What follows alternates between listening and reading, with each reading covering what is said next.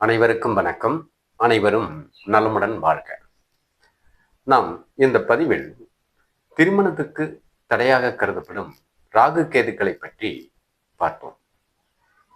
ஆண் பெண் ஜாதகத்தில் ஜனன லக்கினத்திலும் 2, 7, 8ஆம் இடங்களிலும் ராகுவோ கேதுவோ இடம்பெற்றிருந்தால் வலுவான தோஷங்கள் என்று கருதப்படும் ராகு கேதுக்கள் எவ்வாறு செயல்படுகின்றன என்பதை பற்றியும், அதன் பலாபலன்கள் எப்படி மனித வாழ்வுக்கு பயன்படும் என்பதை பற்றியும் பார்ப்போம்.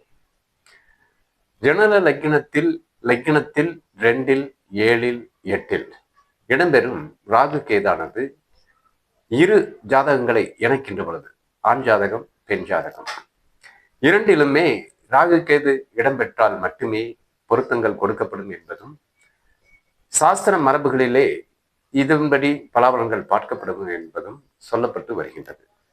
ஆனால் அது அவ்வாறு இல்லை என்பது சாஸ்திர நூல்கள் கூறப்படுகின்றன. அதன் விளக்கம் என்னவெனில், லக்கினத்தில் ராகு இடம்பெற்று 7ல் கேது இடம்பெற்றாலும், லக்கினத்தில் கேது இடம்பெற்று 7ல் ராகு இடம்பெற்றாலும், ஆண் பெண் ஜாதகங்களில் ஏதாவது ஒரு ஜாதகத்துக்கு, ஆணுக்கோ அல்லது பெண்ணுக்கோ ராகு கேது பெண்ணுக்கு இருந்து ஆணுக்கு இல்லை எனில், ஆணுக்கு இருந்து பெண்ணுக்கு இல்லை எனில், அப்போ இந்த இடத்திலே ராகு கேதுக்கள் இடம்பெறக்கூடிய அந்த ஸ்தான பலம், அவற்றின் தசாவத்தி, அவற்றின் பலம் பலவீனம் இவைகளை அறியப்பட்டு நடப்பு வயதில் நடக்கக்கூடிய தசாபுத்திகள், கேந்திரம், திரிகோணம், பலவீனம் இவற்றை காட்டக்கூடிய திசாபுத்திகள் இருக்குமெனில் இந்த ராகு கேதுக்கள் பாதிப்பு ஏற்படுவதற்கு வாய்ப்பில்லை என்பதும், அதேபோல் ராகு கேதுக்களினால் முன்னேற்றங்கள் தரப்படும் என்று சொல்லக்கூடிய பல செல்வங்கள், மண் வளம், பொருளாதார மேம்பாடு,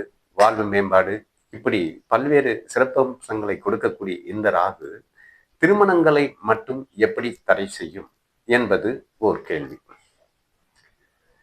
ஜாதக அடிப்படையிலேயே ராகு கேதுக்கள் அத்திசாபுத்தி நடப்பெடுக்கின்ற பொழுது மட்டுமே வாழ்வில் சிந்திக்க தூண்டும், பொருளாதார முன்னேற்றத்தை உண்டாக்க தூண்டும், மண்மனை, தொழில்பலம், வருமானம் இவற்றினுடைய அடிப்படையில் மேம்பட்டு காணப்பட வேண்டும் என்ற கேள்விகள் மட்டுமே எழக்கூடும் என்பதும் சாஸ்திரத்தில் சொல்லப்படுகின்றது.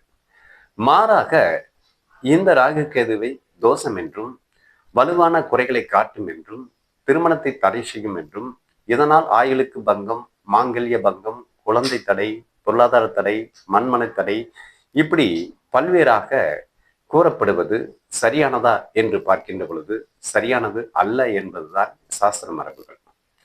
தெளிவாக பார்க்கின்ற பொழுது லக்கினத்தில் இடம்பெறும் ராகு, 7ல் இடம்பெறும் கேதுவானது லக்கினத்தில் மன்னராக என்று சொல்லப்படுகின்றது. அது எவ்வாறு? லக்கினங்கள் 12 பாவங்களாக இருந்தாலும் அதை 3 விதமாக தொகுத்தெடுக்கப்பட்டு சரம், திரம், உபயம் இந்த 3 அடிப்படையில் சரலக்கினங்களில் ஜனனம் எடுப்பவர்களுக்கு லக்கினத்தில் சரத்தினில் ராகு, அதே சரத்தினில் கேது.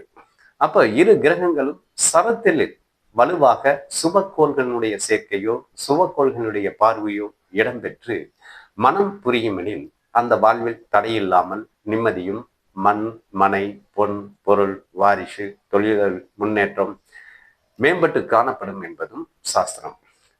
இதற்கு மாறாக 8ல் கேதுவோ ராகுவோ இடம்பெறுமெனில் அந்த காலகட்டங்களில், அந்த திசாவுத்தி நடைபெடுக்கும் காலகட்டங்களில் மட்டுமே மன ரீதியான ஒரு குழப்பங்கள், முரண்பாடுகள், பொருளாதார தடைகள், கணவன் மனைவியினுடைய கோபதாபத்தினால் சில தினங்கள், சில மாதங்கள் அது மட்டுமே விலக்கு ஏற்படக்கூடும்.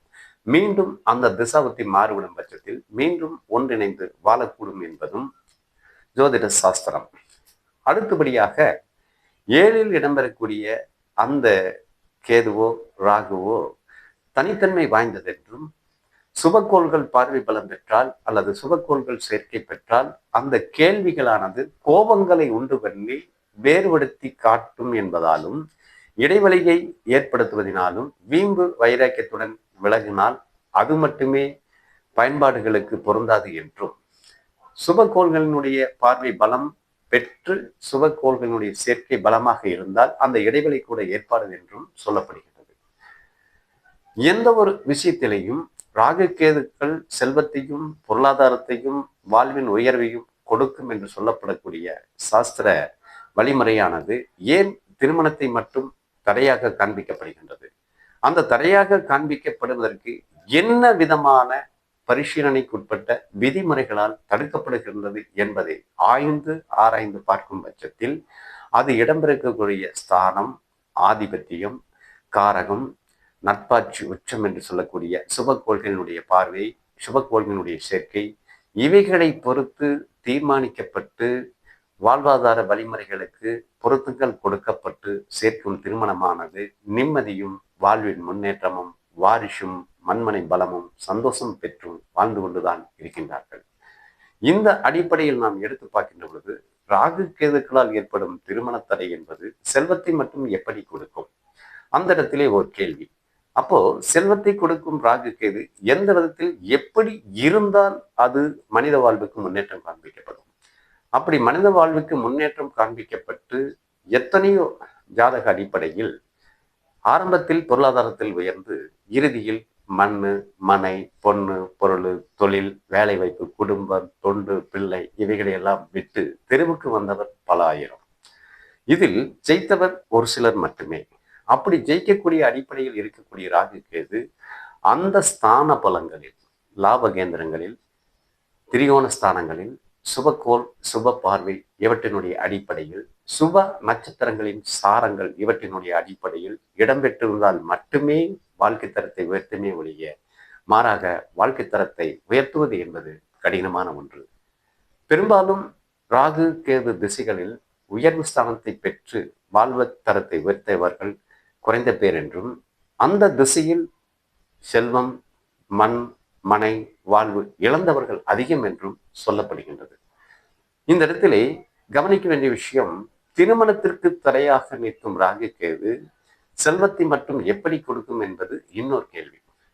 அப்போ செல்வத்தை கொடுப்பதற்கு சுப கிரக சேர்க்கை, சுப கிரக பார்ப்பை, சுப கிரகங்களுடைய சாரம், ஸ்தான பலம், திக்பலம், சேஷ்டாபலம் என்ற அடிப்படையில் தெளிவாக அந்த திசாபுத்தி வரும் காலகட்டங்களில் மட்டுமே வாழ்வாதாரம் உயர்ந்து காணப்படும்.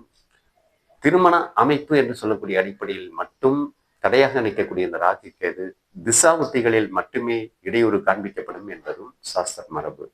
நன்றி, வணக்கம்.